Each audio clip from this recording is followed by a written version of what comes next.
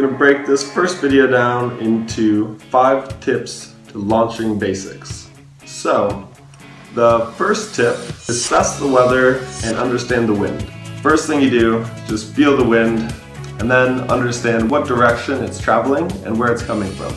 Once you get to the beach, you're going to see there's other kiters out there. You'll see the kites moving. So if you see kites moving up and down like this, traveling up and down in the wind window in the sky, then you know that they're underpowered and it's most likely light wind. If you see kites as you're pulling up to the beach just cruising, parked, and people moving fast, you obviously know that there's some wind and those people are riding. So it may be on bigger kites, but just take a look, watch them for a minute, see what kite size they're out on.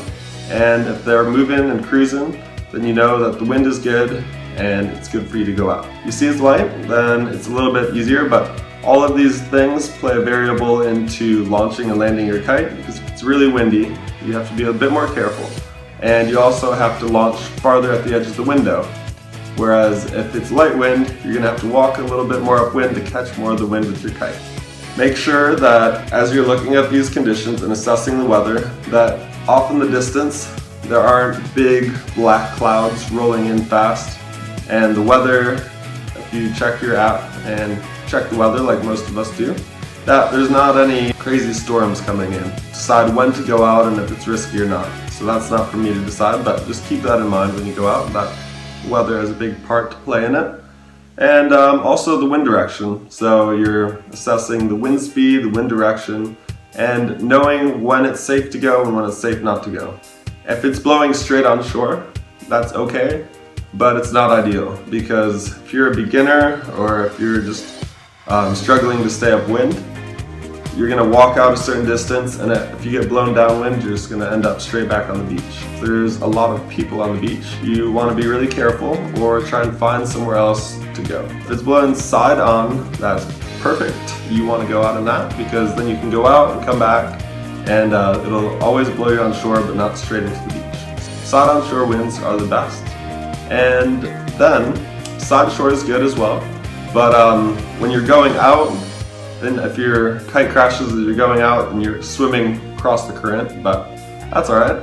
And side off or offshore aren't ideal because usually the wind will be hitting and blowing off of obstacles that are disrupting your wind.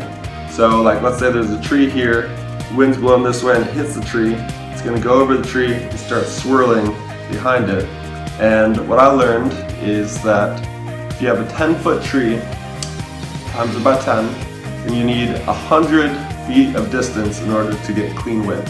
So that's something to keep in mind when you're launching your kite. Like however tall the obstacle, times the height that you estimate it to be by 10, and you want at least that much distance behind it for the wind to shoot over, start swirling, and be safe. Because you don't want to really be launching in a gusty situation where your kite's pulling you and falling out of the sky and going back up. So obviously you take it at your own risk, but that's just one thing that I would advise for you. So just make sure you're at the right beach with the right conditions and you know the weather right before you go. Hey, so this is Aaron Johnson at kiteboarding.com filling in for Blake Olsen. He is slacking somewhere, he's camping, he's over in the Middle East doing things, and he forgot one very important segment to this video, so I'm going to do my best to help you out. Bear in mind, I don't have the long flowing mane and the muscular pectoral muscles, but let's do this. Blake wanted to point out that one of the first things that you want to do is make sure that you get the wind at your back. So the wind is at my back, blowing this way. That's going to give me a good clear direction of how to set up my kite lines and which way the wind window is in proportion. If you stretch your arms out to the side, you probably can't see the full length of the span here, but wind is at my back, arms stretched out at my side. When I put my arms up over my head here, this is the wind window, downwind of me, directly in front of me. So that is a good point of reference to start with. And Blake also indicates that, you know, maybe draw a line in the sand so you can always reference what way the wind is blowing. So if I were to draw a line in the sand, I would draw that line, you know, going from me to you, a little arrow, just a little point of reference so you always know which way that wind is blowing and you don't forget that when you're laying your lines out and getting ready to launch the kite. Blake was indicating that he always wants you to launch the kite at the edge of the wind window, and the way to find that again is stretch your arms out, you got the wind blowing directly at your back. You're either gonna launch your kite over this way or it's gonna be over this way. And no matter where you're at in the world and what that wind direction is doing, you just position yourself in relation to that wind direction and outstretch your arms. It's always gonna tell you it's either gonna be this way or that way that you're gonna be launching your kite from. So don't ever launch downwind. Let's say the wind is at my back. Directly downwind of me is where you are. If I've got my lines running this way and I flip my kite over and launch it downwind, I'm gonna go that way real quick, depending on how strong the wind is blowing. So that's a big no-no, at least until you're advanced and at least until you had enough time under your belt to know what's gonna happen there. Because there are times when, you know, if the wind is light, I might set the kite on the tail and launch it downwind, but and obviously when you're on the water and the kite's directly downwind of you and you're in a relaunch situation, yeah, you're gonna flip the kite from a downwind position. But let's just say that when you're on land, don't ever do that. Just don't do it, okay? Cool. So that's been this segment filling in for Blake, Ride with Blake, and I'm gonna grow my hair out, dude. I'm feeling the flow here, and maybe I should start doing some push-ups. I'm way behind you, dude, but I'm coming. Tip number 3 is to make sure your kite launcher is in the right position and that the person launching your kite understands the signals and what they're about to do. So just make sure that the person who's launching your kite knows what they're doing. I'm not going into self-launching in this video because that's a whole different thing. So you're gonna have someone holding your kite in this scenario, and whoever's holding your kite is helping you. If you're gonna launch a paraglider and something goes wrong, you're not gonna yell at the person who's helping you launch your paraglider. Same with the kite. If something goes wrong, it's because it's your fault. So just be clear before you go on the simple signals like, I'm gonna launch my kite now, or put my kite back down because lines are wrong. And hey man, don't let go of my kite until I give you thumbs up. And if something's wrong, I'm just gonna tell you just to put it back down. And just don't let go of it, whatever you do, until I give a signal. Because sometimes people think everything's good and they just throw the kite up, and then that's when things can go wrong. So just make it really clear to them, even if they've never launched a kite before. If they've never launched a kite before, what you do is you set the kite up. So you run your lines out, get your bar at the edge of the window, you pick the kite up off the ground for the person helping you, flip it over to the edge of the window, and you set it right here. So your bar is here, the kite is here, you have the person standing right there, and you just have them hold it from the edge of the wingtip down in the middle, a little bit low, just so that it's not hitting the ground. And you just tell them, alright, I'm gonna walk to my bar, I've given you the signals, this is what we do. Let go of it, don't throw it when you're ready to go. And then I'll just steer it up out of your hands, just take your hands off and it'll fly into the sky. Tip number 4, have the kite pulling you out towards the water. This is a pretty important one because a lot can go wrong here. So you understand the concept of telling your friend where to be, where the edge of the wind windows are. And so now you know that over here is one side of the window and over here is the other. Because you have your arms out, wind to your back, there's 2 sides to the window. Let's say the water's over here and you're here.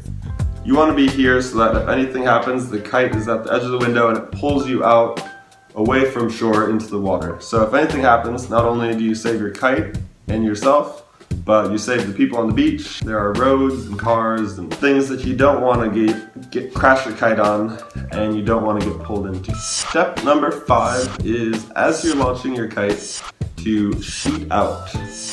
So this is very important because what a basic concept to understand is that even though you think, alright, I learned that in my kiteboarding lesson, when I pull in on the bar, that means more power. When I push out on the bar, that means less power. So if my kite's not going in the sky, I want to pull in to get more power. But the thing that they don't teach you in your kiteboarding lesson, or if they do, it's easy to forget, is that depower and power aren't correct. I was talking to a local kiteboarder here in Doha. His name's Mark, and he's a British guy. He's a really nice guy. Just met him the other day foil boarding, and he's been kiting for 21 years. So I always love talking to people who have been kiteboarding for a very long time because they've seen all the steps of kiteboarding that I haven't, and in the short amount of time, like the 8 or 10 years that I've been kiteboarding, I've seen a lot of progression and I've met amazing people. So it's always cool to talk to people who have been in it before kiteboarding even started in the beginning with stacked foil kites and all this. And he said one of the biggest things he finds people mess up with in kiteboarding is it's a trim adjuster, not a depower and power. So when you tell someone to depower their kite, they think that it doesn't have any power. So if you're trimming your kite, you're adjusting the angle at which it flies, not the power and depower. Because your kite, even though it's sheeted out, can have plenty of power. And so if your kite is at the edge of the window here, and you're pulled in all the way, what will happen is it'll actually go downwind because the kite is getting hit in the back of the kite and it's sending the kite into the power zone. And then when you sheet out, then it's gonna power up and launch out of the sky. So sometimes when you have the bar trimmed all the way in, it'll actually fall out of the sky. Then when you push out, it'll shoot up in the sky with tons of power. So what Mark taught me to teach to you guys is that it's not depower and power, it's trimming the kite. So you adjust the trim of your kite by your straps. So you can either pull on the red or the black, or you can use your cleat adjuster and adjust the trim of the kite. So this is an important thing to understand, because if you're pulling in on your bar as you're launching the kite all the way, which is a common mistake for people because they want the most out of their kite. So you get the fastest steering, you get the most pull, but as you're launching your kite, you want it pushed out all the way. The kite will fly up into the sky. When you're pushed out, the kite travels into the sky the fastest. So that's what you want when you launch, rather than pull the bar and then pull it in to get it to go up. Because what will happen is you'll pull in, and then the kite will go like this and then start to fall. And you'll have to sheet out, and then it'll shoot up into the sky. So make sure that as you launch your kite, you're sheeted out. That's something I learned the other day from Mark. He's a great guy, super fun to foil with, and he's been kiting for over 21 years. So learn something new every day.